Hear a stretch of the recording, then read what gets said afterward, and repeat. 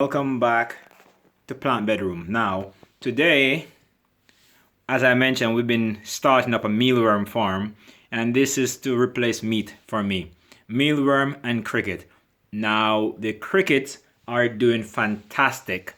I think I may have about 10,000 crickets now, baby crickets, just from a small packet of cricket. Now, here is the mealworm that I currently have. A lot of them have shed their skin and already started puping. I don't know if I pronounced that correctly. So if you look carefully at them, a few of them has died because what happened was I wasn't shifting them, and these mealworm, once they start pupating or they slow down, the other mealworm would actually eat them. Cannibalism, eh? So if you look, for example, you can see we have one right here. This one that's starting to pupa, and it's literally changing its shell. Now here we have one which already pupate. It look a bit groggy, but it's fine. And here is the bucket that I transfer all of them, which pupating into. Now, back to this bucket.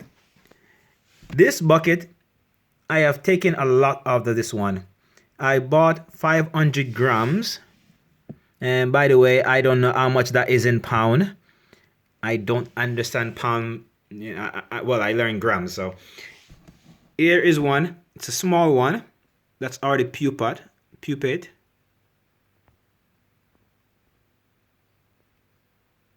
So this one, and this is just from buying mealworm from organic store. Well, they say it's organic. You never know.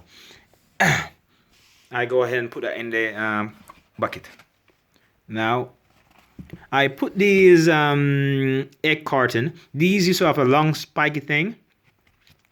I cut them off. That way, it can fit more smoothly inside this bucket. This is just an 80-liter bucket. I didn't bought it for this purpose. It just so happened that I start to raise mealworm and I have a bucket, so I use it. These bucket I get for free from chip shop, which I mentioned before. Here is another one which is close to its final stage. Ooh, don't want to damage it. As you can see, it's so close.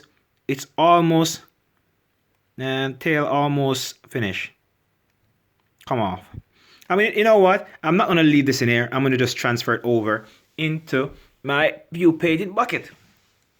If I search around here, I might find a cricket here. Well, not a cricket, a bug here or there. But I do a good job in sifting them out. Please bear in mind, I find this very, very tedious. But, you know, this is my first generation, so you have no choice but to shift through them to remove them. Otherwise, they're going to eat them like this, and I don't want to have a lot of dead bugs. I am actually buying another 500 more grams. I already ordered from the pet store. I should go and collect it today. Now, here is my pupating bucket. Let me remove this.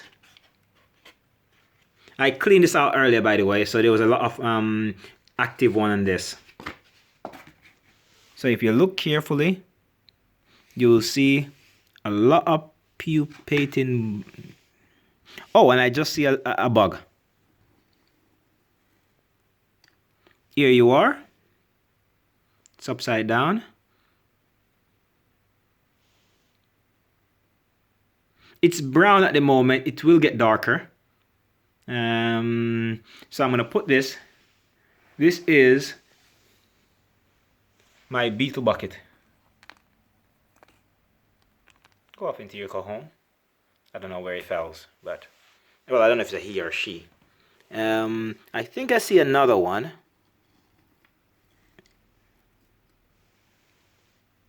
I don't know why they keep on falling upside down.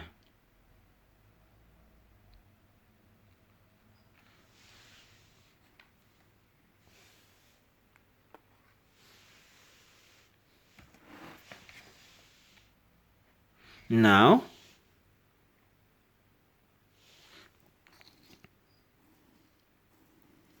they're very mobile. They don't actually move a lot. At first, I was actually worried. The first time when I got them, which was like a while back, because they weren't. There's one more. Because they weren't moving, I was like worried. I was like, shit, are they dead? But then I do some research. I have some fantastic site. If you guys want me to put it up in the link, let me know and I'll do so. Which basically give you complete information from beginning to end about raising mealworm.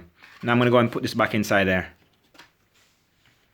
Now here we are where we have the bugs. These are all bugs because I transfer them from out of this container because they were eating each other.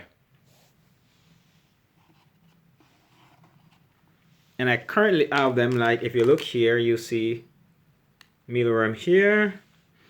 If you look there, I think that one there looks slightly deformed.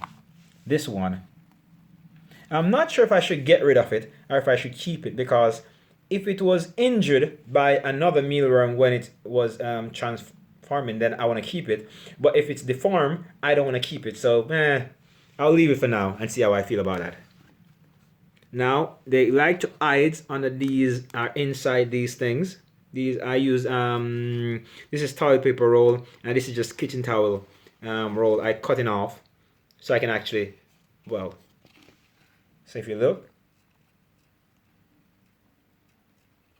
I put some tomato inside there, some cut up tomato and some cut up apples. I actually use only organic stuff because I will be eating these bad boys.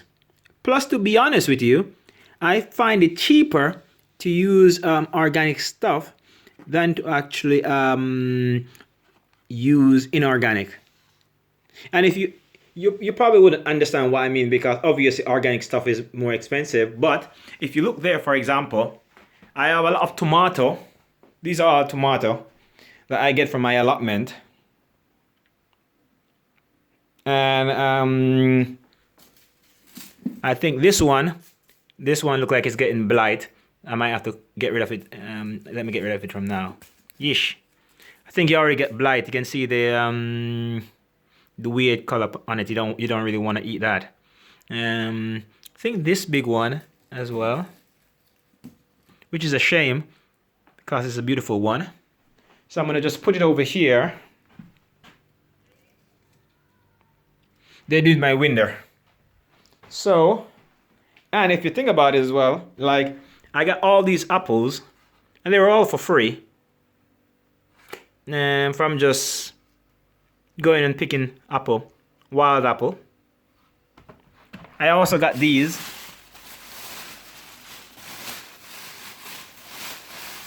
So this is like a big bin bag full of granite cement, I think they're called.